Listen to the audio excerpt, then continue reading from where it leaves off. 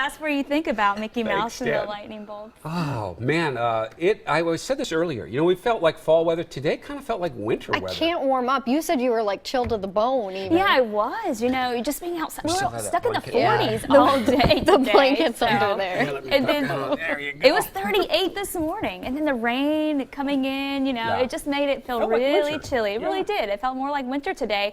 But warm front's coming through, so you know maybe you can toss that blanket aside, Jennifer. And we're going to see temperature snuggie. She's in a snuggie.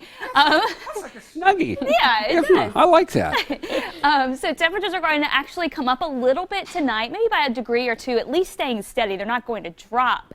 And then as we go into tomorrow, instead of being stuck in the 40s for highs, we're going to see those temperatures topping out in the mid to even upper 50s. So it is going to be much, much milder for us as this warm front continues to push through. And of course, it's bringing in some rain. It's very, very light rain, but it is steady. And so we're starting to see it add up a little bit. Not a whole lot, though. So we're talking just a few hundredths of an inch here and there across the metro area, close to a tenth in Kelso, and then closer to a quarter of an inch up near Astoria, Newport, picking up a little bit there as well. So here's the rain, and look at this. It just has been really steady and pretty much staying over some of the same spots and some of the same areas that have been dry, staying that way back towards Beaverton and even towards Hillsborough. I haven't been able to really get in on the action, but you get over towards Camas and Gresham, that area, and of course back up towards Battleground and Longview. We're still seeing that rain come down, and we're still trying to get some of that high elevation snow going for our ski resorts, and of course more developing back to our west along the coastal range, coastal areas, and even getting some rain down south of the valley, down towards Salem and between there and Corvallis. But again, really light amounts at this point.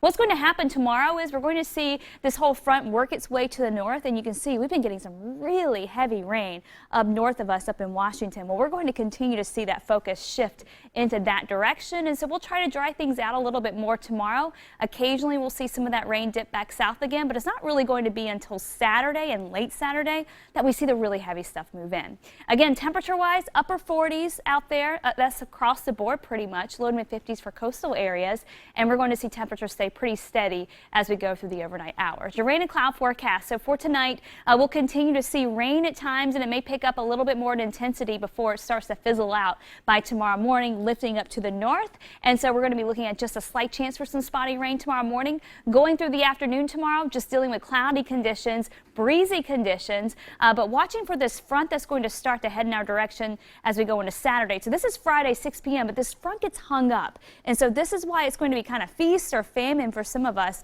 when it comes to the rain totals, because places like Astoria and getting up into southwest Washington, the far northwest corner of Oregon, that front just sits there. And so we're going to be looking at steady, moderate to even occasional heavy rain showers for a lot of Friday afternoon and Friday night. Then we get into Saturday and it starts to get a little more momentum, and then it starts to approach the metro area, and then it swings through the whole valley by late Saturday, so Saturday evening. And that's when we're going to see those rain totals go all the way down towards Eugene and south. And then of course it interacts with the Cascades, so snow levels drop again, and that's when we're going to be watching for some more snow, and we're going to be looking at some decent snow totals for our ski resorts.